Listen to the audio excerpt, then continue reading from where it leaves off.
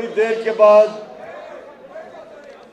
अपने पख्तूनख्वा के वकला से मुझे बात करने का मौका मिला है, तो मैं चाहता हूं ज़रा थोड़ी सी आज खामोशी, ताकि मेरा जो मुल्क एक फैसला कुन वक्त पे खड़ा है, एक डिफाइनिंग मोमेंट है पाकिस्तान का।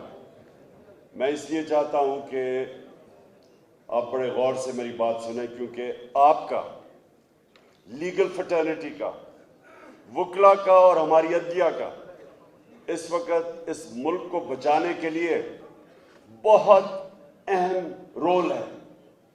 और इसलिए मैं आज आपके पास ख़ास तौर पे आया, क्योंकि मैं चाहता हूं कि आपने सबको, जो मैं अभी आपके सामने बातें करूंगा, आपने इसको जिहाद समझना है, क्योंकि ये जंग है आपकी, इस कौम की हकीकी आज़ादी की।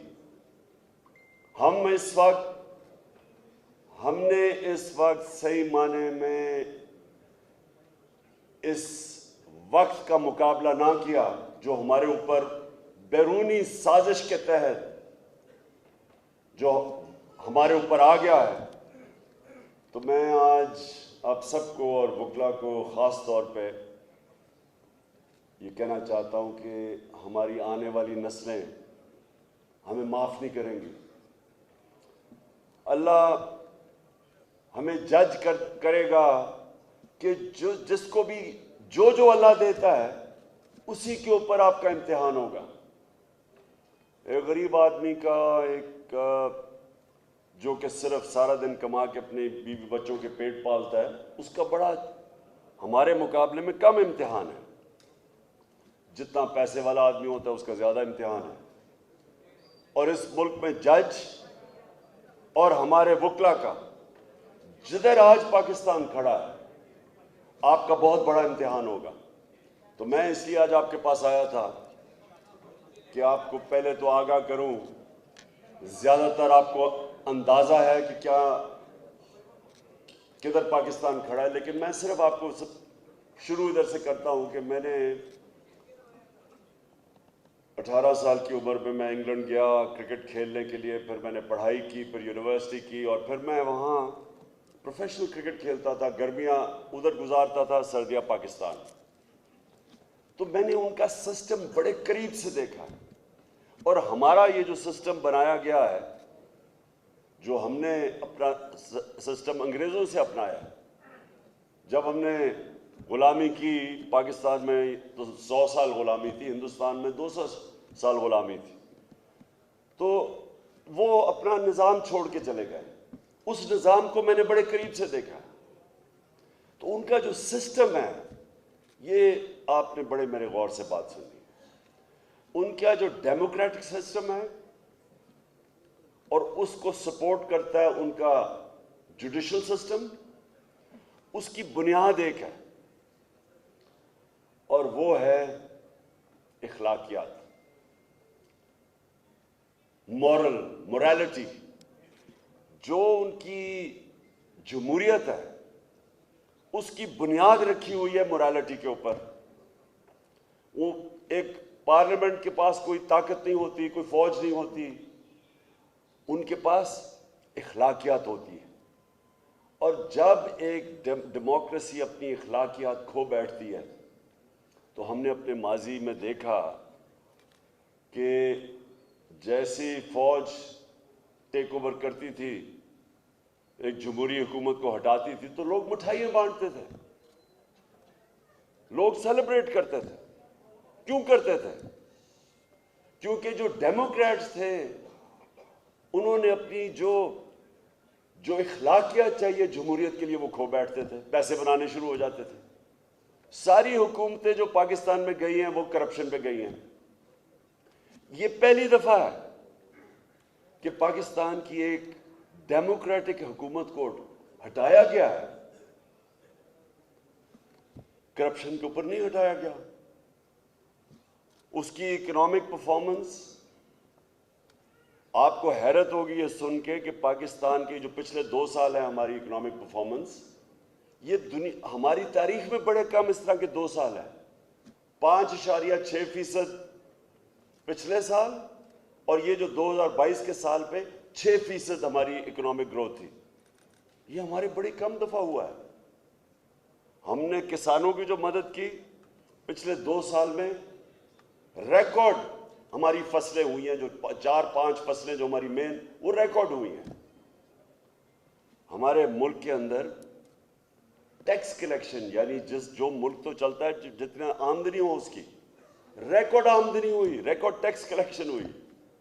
हमारा जो बैरूनी मुल्क से पैसा डॉलर्स आए, पाकिस्तान की तारीख में इतने डॉलर नहीं आए। और उसकी असल वजह हमें जो असल मसला पड़ा हुआ था, जो पिछले लोगों ने डॉलर्स के कर्जे लिए हुए थे, उनके ऊपर सूद देना था बाहर। और वो मुश्किल वक्त हम इस तरह बर्दाश्त कर गए कि बैरून मुल्क पाकिस्तानियों ने रिकॉर्ड रेमिटेंसेस भेजी। कभी पाकिस्तान की तारीख में इतना पैसा नहीं आया, और हमारी एक्सपोर्ट्स भी रिकॉर्ड हो गई। कभी पाकिस्तान में इतनी एक्सपोर्ट्स नहीं। असल में हमारा मसला सबसे बड़ा ये है कि मुल्क आगे इसलिए नहीं बढ़ा, खुशहाल इसलिए नहीं हुआ, और मुल्क हमारे से आगे निकल गए क्योंकि हमने कभी एक्सपोर्ट्स पर तवज्जो नहीं दी। तो हमारी हुकूमत ने एक्सपोर्ट्स पर रिकॉर्ड एक्सपोर्ट्स की। तो हुकूमत जब हटाई गई तो पाकिस्तान तो एक बड़े मुश्किल वक्त से निकल के आगे जा रहा था। जो कोरोना, एक सदी में एक दफा इतना बड़ा बुरहान आता है जो कोरोना वायरस का आया सारी दुनिया में, तो पाकिस्तान तो वो मुल्क था जो 190 मुल्कों में गिना जाता है टॉप 5 मुल्क में जिन्होंने सबसे बेहतर कोरोना वायरस से डील किया।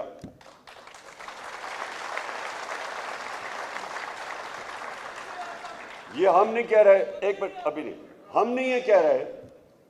जो इकोनॉमिस्ट मैगजीन थी उसने जो इवैल्यूएशन की, उसमें उसने पाकिस्तान को टॉप 5 मुल्कों में रखा जिन्होंने अपने लोगों को कोरोना से भी बचाया, अपनी मायशत को भी बचा लिया, और फिर अपने गरीब लोगों को बचाया। और सारे बर्रे सगीर में कोरोना के बाद जिस मुल्क में सबसे ज्यादा रोजगार या एम्प्लॉयमेंट थी वो पाकिस्तान था। तो इस वक्त जाके साजिश के तहत हुकूमत गिराई गई, और ये पहली दफा है पाकिस्तान की तारीख में कि जब एक हुकूमत को हटाया गया तो बजाय लोगों ने मिठाइयां बांटने के, कभी पाकिस्तान की पब्लिक इस तरह नहीं निकली सड़कों के ऊपर, कभी ऐसे पब्लिक नहीं निकली।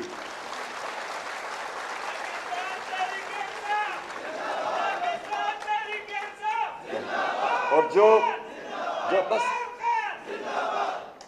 साजिश कर रहे थे, जितने खिलाड़ी वो मिलके जो साजिश करके हुकूमत को गिराया, वो खुद दंग रह गए, क्योंकि उनको ये बताया गया था कि जनाब यहां तो मिठाइयां बांटी जाएगी। पब्लिक निकली, अवाम सड़कों पे निकली, खुद निकली। तो मैं आपके पास इसलिए आज आया हूं कि देखें, एक हुकूमत के ऊपर साजिश होती है, जो मुरासला, जो साइफर, जो हमारा एम्बेसडर भेजता है वॉशिंगटन से हमें, जिसके अंदर वाज़े लिखा हुआ है कि वो अमेरिकी डोनाल्ड लू, उनका कोई अंडर सेक्रेटरी ऑफ स्टेट कुछ ऑफिशियल, धमकी देता है कि इमरान खान को अगर आप नहीं हटाओगे तो पाकिस्तान को मुश्किलात का सामना करना पड़ेगा।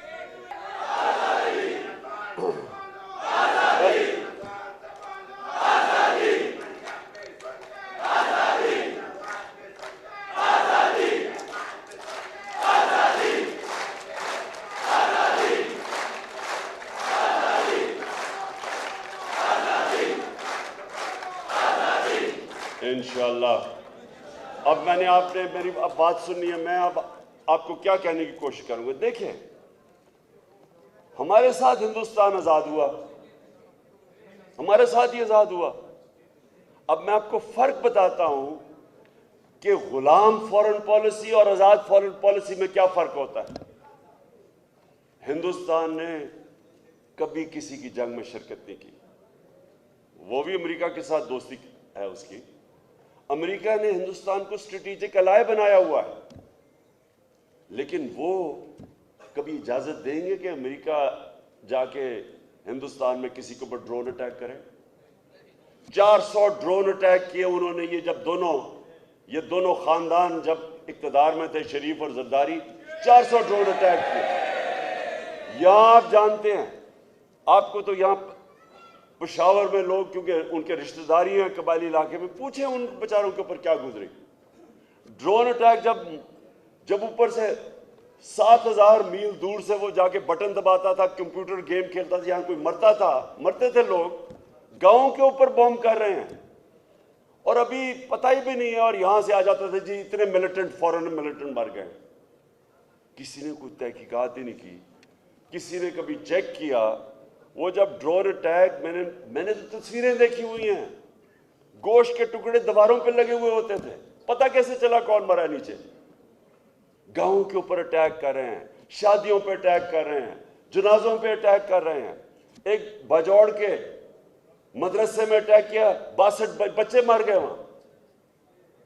तो यहां कोई ऊपर बैठे हुए हुक्मरान, एक मुंह से आवाज नहीं निकली कि ये सारे, और आप वकील हैं, सारे इंटरनेशनल ह्यूमैनिटेरियन लॉज की खिलाफ वर्जी है ये। कोई दुनिया के अंदर कानून इजाजत नहीं देता कि जज, जूरी और एग्जीक्यूशनर बन जाए। कोई कौन सा कानून इजाजत देता है कि मैं फैसला करूं कि जी ये दहशतगर्द है और मैं उसे मार दूं?